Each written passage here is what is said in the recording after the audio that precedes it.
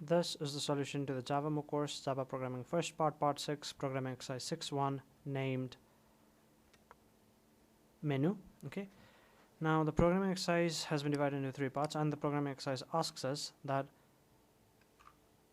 the gourmet restaurant Unicafe on the Kumpula campus of the University of Helsinki needs a new menu. The chef knows about programming and wants a computer system to manage the menu. In this assignment, we'll implement the heart of the system, the menu class.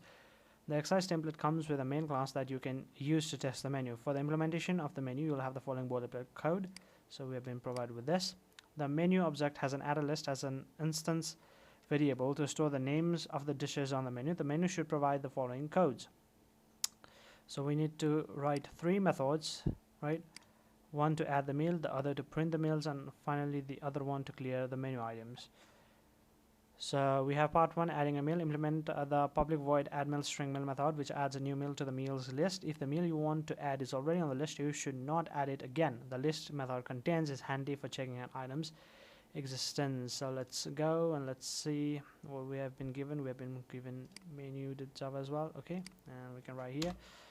So we can write public void, oh no, so sorry, public void add meal.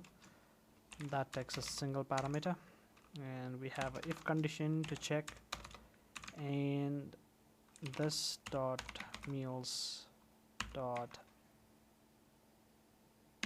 add. All right, so this is what we have to add. Let's string meal if our list this dot meals dot contains meal is false, then we have to add meal to the list.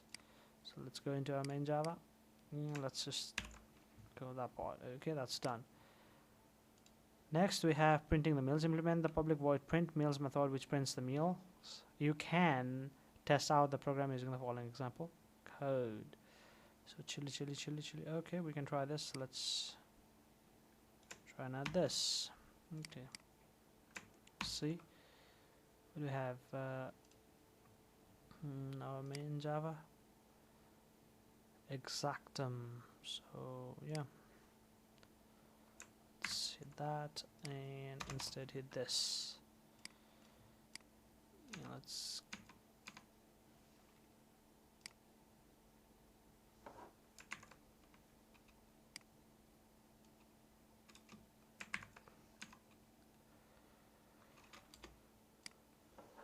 oh no, okay, let's make this menu, right? And let's remove this. Okay, this much we have added. Now we need to print it, right? So for that, what we can do is print public void print meals, right? This is not second parameter. What is the print is for strng string meal in meals. We simply have to print what we have to print is meal. Okay, well, this be able to do it. Let's see what I have to do finally is that just print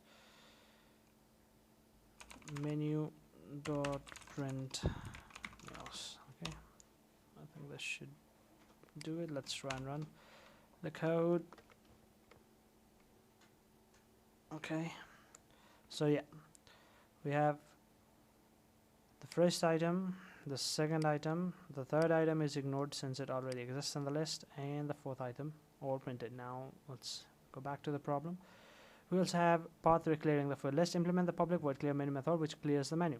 The array list class has a method which is useful here. NetBeans can hint at the available methods when you type the object name and a dot. Try to write meals dot inside the method frame and see what happens. Once the menu is ready, try it with the following example code. So we have clear menu, right? It's a function that's been called, a method that is being called. So let's try and see what it does. Okay, so we have public void clear menu. Okay, we simply have to write this dot meals dot. So yeah, we have a clear method here. We can use this, and let's go back and let's copy the test codes here. Okay, we have this test code. Let's simply copy this, and in here what we can do is let's simply replace everything. Oh, we need this as well. Okay, so let's just take this,